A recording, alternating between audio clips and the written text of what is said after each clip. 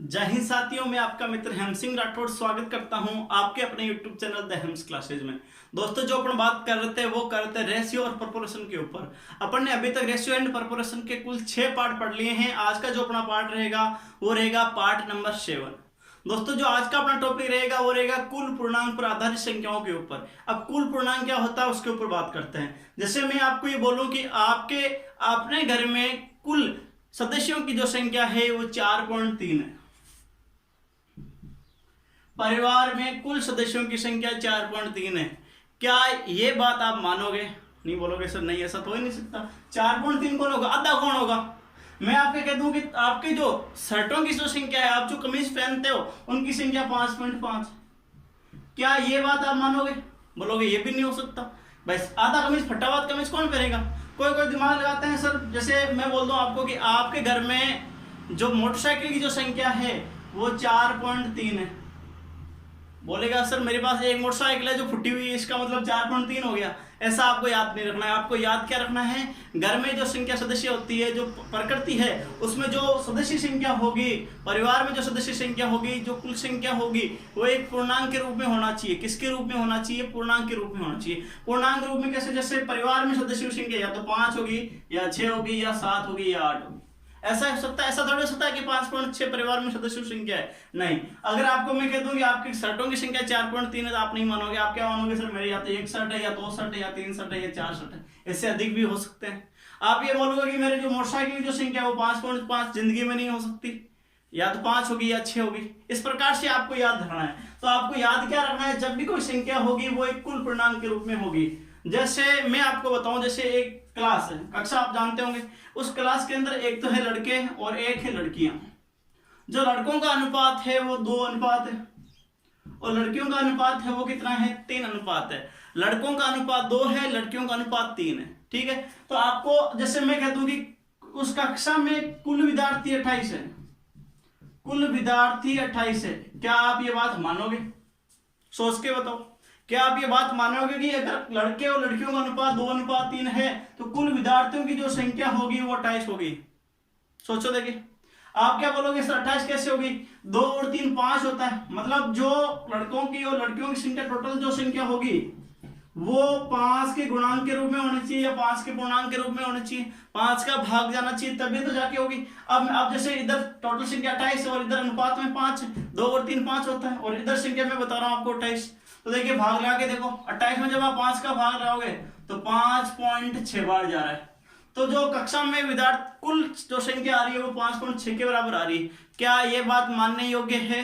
नहीं। क्योंकि आपको याद है कि जो भी संख्या होती है, जो प्रकृति में कुछ भी हो, वो एक कुल पूर्णांक के रूप में होता है, आधी अधूरी नहीं होती। तो आज का जो अपना टॉपिक रहेगा वो इसी के ऊपर रहेगा। जैसे मैं आपको कह दूं, आपके घर में आप 2 बहन भाई हो, 2 हो, एक बहन है और एक भाई है। ठीक है। एक बहन है और एक भाई है। और मैं कह दूं आपके 1 दर्जन केले लाए। 1 दर्जन मतलब कितना होता है? 12 केले लेके आए आपके घर में, और आपको बराबर बराबर बांटने। तो आप बोलोगे 6-6 बांट दो। मैं बोलूंगी लड़की ज्यादा होशियार है, इसको 7 मिलेंगे। तो आप मुझे बताओ इसको कितने मिलेंगे? 5। मैं कह दूं लड़कियों का जो अनुपात रहेगा वो रहेगा 2, और लड़कों का जो अनुपात रहेगा वो 4। बिल्कुल रह सकता है। क्यों? 4 और 2 6, 6 का भाग 12 में जा रहा है। 5 और 7 12, 12 का भाग 12 में जा रहा है। मतलब जो आएगी वो संख्या एक कुल पूर्णांक के रूप में आना चाहिए, आधी अधूरी नहीं होनी चाहिए। इस बातों को आपको याद रखना है। तो आज का देखो अपना जो पहला क्वेश्चन है वो क्या है? यदि किसी कक्षा में लड़कों एवं लड़कियों में 5:3 का अनुपात है, जो कक्षा है उसमें जो कुल अनुपात है वो कितना है? 5:3 है। मतलब जो बॉयज है और गर्ल्स है उनका जो अनुपात है वो कितना है? 5:3। ठीक है। तो निम्न में से कौन उस कक्षा में बच्चों की संख्या नहीं हो सकती? उस कक्षा में कुल बच्चों की संख्या, जो अपने ऑप्शन है वो देखो क्या क्या है। अपना जो पहला ऑप्शन है वो है 40, दूसरा जो ऑप्शन है वो 96, तीसरा जो ऑप्शन है वो 150, और चौथा जो ऑप्शन है वो कौन सा है? 24। आप मुझे बताओ, लड़कों का अनुपात 5, लड़कियों का अनुपात 3, तो कुल मिला के कितना हो रहा है? 5 और 3 मतलब 8। इसका मतलब है अगर ये कुल विद्यार्थी हैं तो इसके अंदर भाग अपन को पूरा पूरा जाना चाहिए, आधा अधूरा नहीं होना चाहिए, पॉइंट में नहीं आना चाहिए, दशमलव में नहीं आना चाहिए, भिन्न में नहीं आना चाहिए। अपना जो आएगा वो कुल पूर्णांक के रूप में होना चाहिए। तो आप मुझे बताओ, क्या 8 का भाग 40 में जाएगा? 8 का भाग 40 में जाएगा? बिल्कुल जाएगा। क्या 8 का भाग 96 में जाएगा? बिल्कुल जाएगा 12 बार। क्या 8 का भाग 150 में जाएगा? बड़ी संख्या एक बार छोड़ो। क्या 8 का भाग 24 में जाएगा?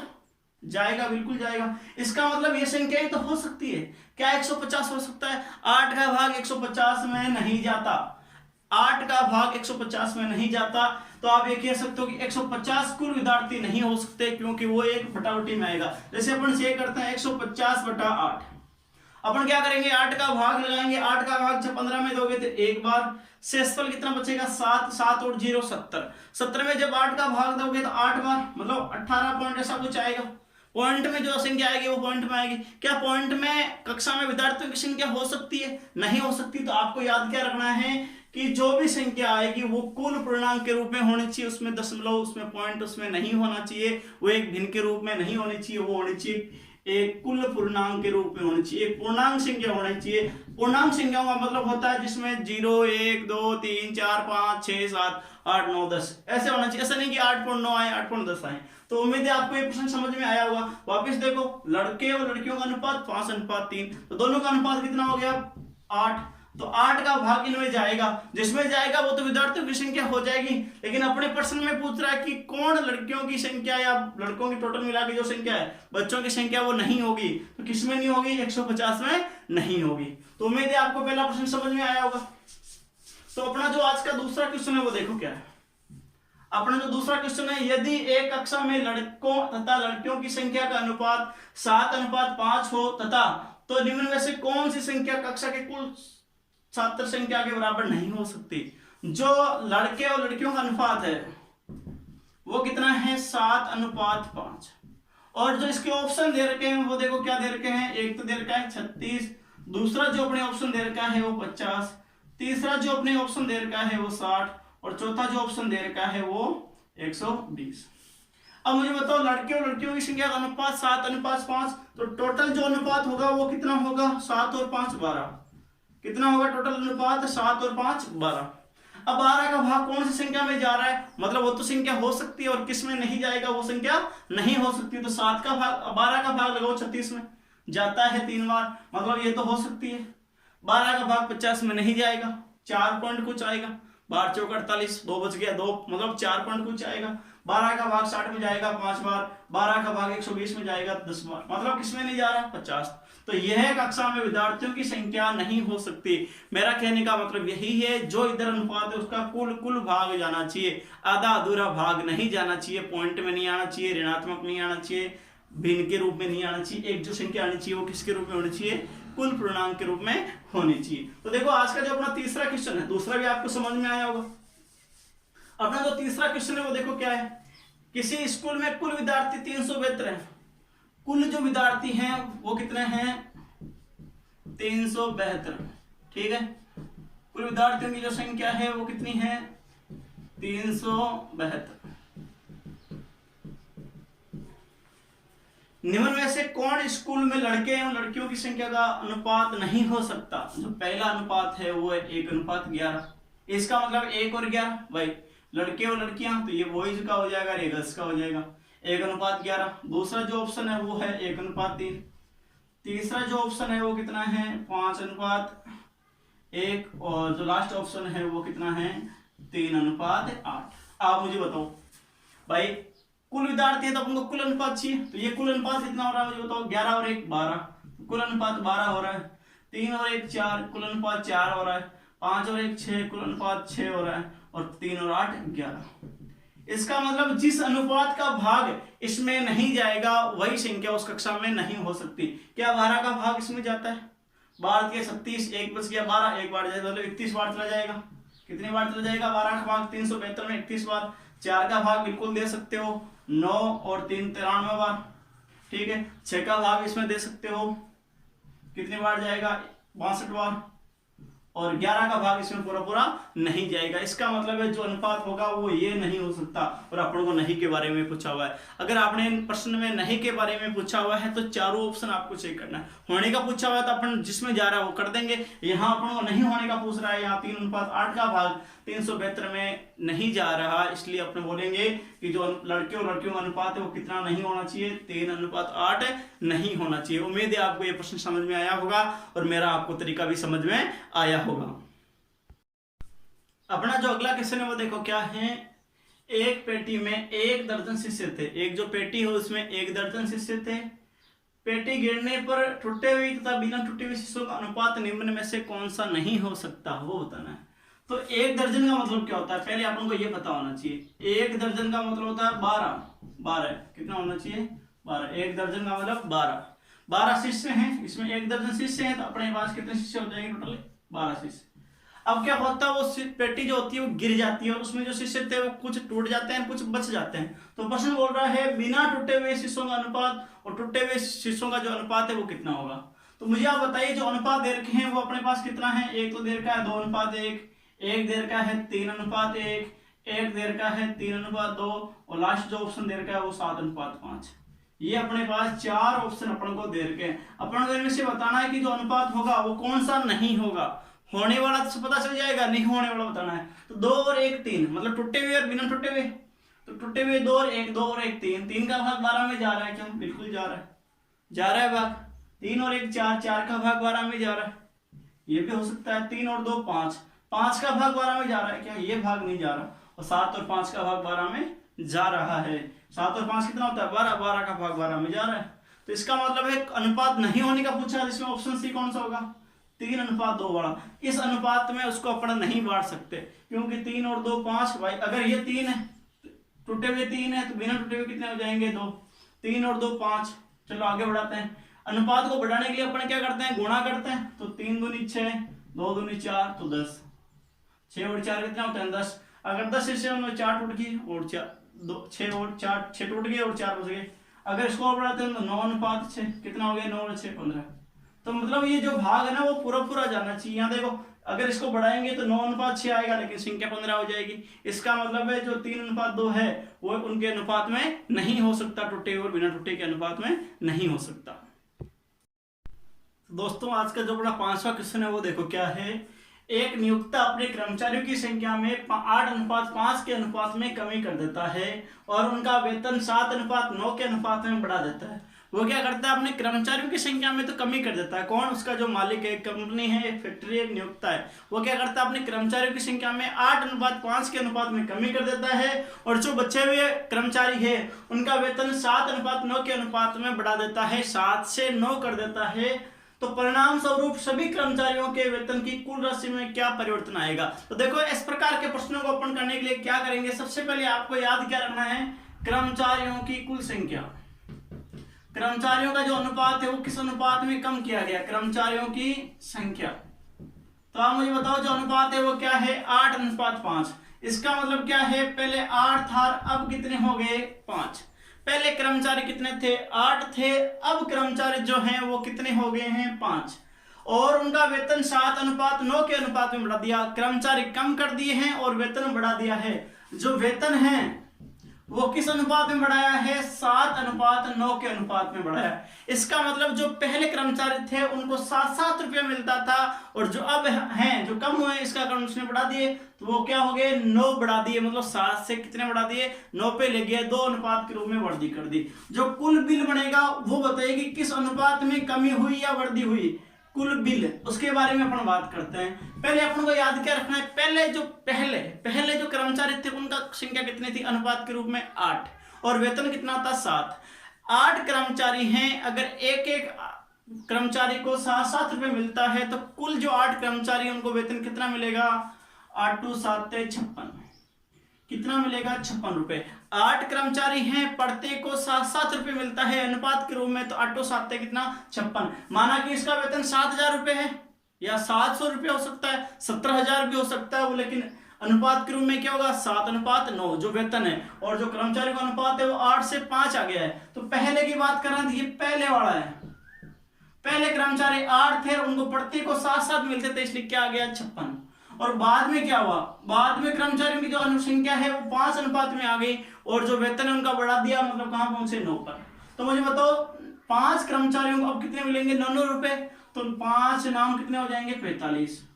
आप मुझे बताओ इसमें कमी हो रही है कि बढ़ रही है, जो कुल बिल है उसके अंदर कमी हो रही है या बढ़ रही। यहाँ देखो पहले 56 रुपए टोटल खर्च होते थे, अब कितने खर्च हो रहे हैं, 45 रुपए खर्च हो रहे हैं। इसका मतलब क्या हो रहा है, 45 अनुपात 56 अनुपात 45 के अनुपात में क्या हो रही है, कमी हो रही है। क्या हो रही है, कमी हो रही है। उम्मीद है आपको ये प्रश्न समझ में आया होगा। वापिस समझो, 8 कर्मचारी थे, उनको 7-7 रुपए मिलता था, तो कुल बिल कितना बनता था, 56 रुपए का मिलता बनता था। और बाद में क्या हुआ, 5 कर्मचारी बचे अनुपात के रूप में और 9 रुपए वेतन के रूप में, तो 9 पंजा की 45। तो जो बिल बना है वो किस अनुपात में बनेगा, अब पहले 56 का बनता था, अब 45 का बनता था। इसका मतलब क्या हुई है, अपने पास कमी हुई है। तो कमी किस रूप में हुई है, 56 अनुपात 45 के रूप में अपने क्या हुई है, कमी हुई है। उम्मीद है आपको ये प्रश्न समझ में आया होगा। अपना जो आज का अगला क्वेश्चन है वो देखो क्या है, एक नियोक्ता अपने कर्मचारियों की संख्या 9:8 के अनुपात में घटा देता है। वैसा ही प्रश्न है, जो कर्मचारियों की संख्या है वो 9 अनुपात से 8 अनुपात ले आता है, मतलब कमी कर रहा है। तो कर्मचारियों का अनुपात, कर्मचारियों का संख्याओं का अनुपात, कर्मचारियों का अनुपात लिख लो, चलो का अनुपात कितना हो गया, 9:8। 9:8 के अनुपात में घटता है और वेतन 14:15 के अनुपात में बढ़ता है। और जो वेतन है वो कितना हो गया, 14:15 हो गया। मतलब पहले 14 रुपए मिलते थे, अब कितने मिल रहे हैं, 15 रुपए। यदि प्रारंभिक वेतन 18,900 रुपए था तो वेतन बिल किस अनुपात में कम हुआ। इसका मतलब प्रश्न बोल रहा है कि कम तो हुआ है, लेकिन किस अनुपात में कम हुआ वो अपन को बताना है। आप मुझे बताइए, जो फैक्ट्री है, जो कंपनी है, उसके अंदर पहले कर्मचारियों की संख्या कितनी थी, 9, बाद में कितना हुआ, 8। वेतन है 14 था पहले, अब कितना हुआ, 15। कर्मचारियों में कमी हुई और वेतन में बढ़ी हुई, तो अपन क्या करेंगे, चेक करेंगे एक बार। पहले 9 कर्मचारी थे, एक को 14-14 रुपए मिलते थे। तो हम मुझे बताओ कुल जो बिल बनेगा वो किस अनुपात में बनेगा, कुल बिल अपन क्या करेंगे, 9 कर्मचारी, एक का बिल 14 रुपए का, तो 9 का कितना हो जाएगा, 14×126, 126 रुपए बनते थे। लेकिन अब कितने बन रहे हैं, 8 कर्मचारी हैं और 15 रुपए वेतन हो चुका है, कितना हो गया, 120। तो उनमें जो बिल बना है वो किस अनुपात में बना है, 126:120। क्या ये किसी के पाड़े से कट रहे हैं, बिल्कुल कट रहे हैं। 6 का भाग 2, 6 का भाग 126 में 21 बार, और जो 6 का भाग 120 में 20 बार। इसका मतलब है बिल में कमी है ही है, किस अनुपात में आई है, 21:20 के अनुपात में कमी आई है। यहां प्रश्न दिया हुआ है, यदि प्रारंभिक वेतन 18,900 रुपए था, इसका मतलब अगर इसका तो अपने कोई यूज हो ही नहीं रहा, जो 18,900 रुपए उसका कहीं काम में नहीं आ रहा, केवल अनुपात में पूछा कि किस अनुपात में कमी आई है। अगर हमें पूछता कि बाद कितना वेतन बनता, तो अपन क्या बोलते, देखो 21 अनुपात है, अभी 21 का मान, भाई प्रारंभिक वेतन पूछा हुआ 18,900, तो 21 का मान किसके बराबर है, 18,900 के बराबर है। 21 अनुपात का मान 18,900 रुपए के बराबर है, तो 1 अनुपात का मान क्या होगा, 21 का भाग इसमें 2, 21 का भाग इसमें 9 बार, तो 900 रुपए। 1 अनुपात का मान 900 है, तो 20 अनुपात का मान कितना आ जाता, 20 × 900 बराबर है 18,000। तो बाद का वेतन कितना बनता, 18,000 रुपये बनता। बिल्कुल आसानी से इसको अपन कर सकते थे। उम्मीद है आपको ये प्रश्न भी समझ में आया होगा। तो दोस्तों आज का जो अपना अगला क्वेश्चन है, अंतिम क्वेश्चन है, वो देखो क्या है। एक नियोक्ता अपने कर्मचारियों की संख्या 8:7 के अनुपात में कम कर देता है तथा मजदूरी 11:13 के अनुपात में बढ़ा देता है, तो उनकी कुल मजदूरी के बिल में कितना अंतर आएगा, जो प्रारंभ में 792 रुपए थी। तो देखो दोस्तों, कर्मचारियों की जो संख्या वो किस अनुपात में कम किया गया है, कर्मचारियों की संख्या, कर्मचारी संख्या जो है वो 8:7 के अनुपात में कम कर दिया गया है। इसका मतलब है 8 पहले थे और बाद में कितना हो गया, 7। और मजदूरी है वो 11:13 के अनुपात में बढ़ा दिया, और जो उनकी मजदूरी है, जो उनका वेतन है, वो 11:13 के अनुपात में बढ़ा दिया। इसका मतलब पहले वाले कर्मचारी को 11 मिलता था, बाद वाले को कितना मिलेगा, 13। तो जो कुल बिल बनेगा उसका अनुपात बताओ, कुल बिल का जो अनुपात बनेगा वो कितना बनेगा। 8 को जब 11 से गुणा करोगे कितना हो जाएगा, 88:13 को जब 7 से गुणा करोगे कितने आता है, 91।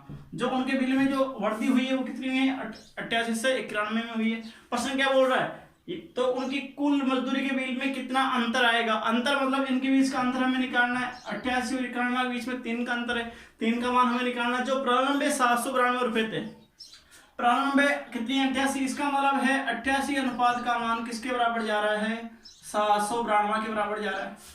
तो 1 अनुपात का मान निकालेंगे, जब 1 का भाग 792 में दोगे, 88 का भाग 792 में दोगे कितनी बार जाएगा, 9 बार।